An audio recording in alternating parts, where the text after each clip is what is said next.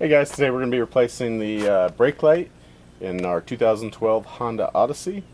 So the first thing you need to do is take out these two bolts. These are 8mm bolts, or alternatively you can use a Phillips head screwdriver.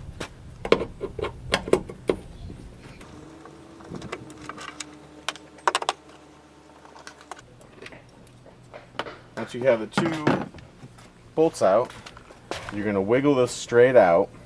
There's two pins that locate the light, so you don't want to break those off. So just try to pull this thing straight back. It'll pop out. Here's your connectors in the back. Okay, once you have the light off, you can just twist these right out. Okay, here's the bulb we need to replace. Just going to pull this straight out.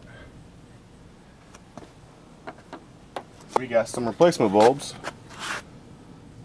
These are the Sylvania 7443s. Okay, slide this back in. There we go. Okay, let's go test it before we put it back together.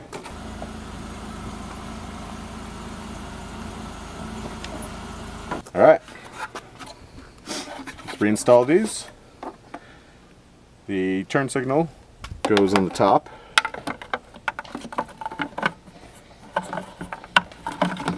And the brake goes on the bottom.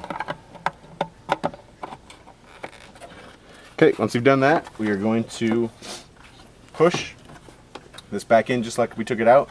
We have these two locating pins right here, and they slide into these rubber grommets right here. So make sure that you get everything lined up before you push it in. That looks good.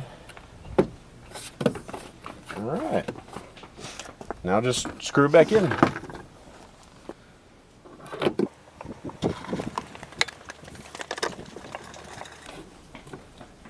And that's all there is to it. That was pretty easy. Thanks for watching, guys, and don't forget to subscribe.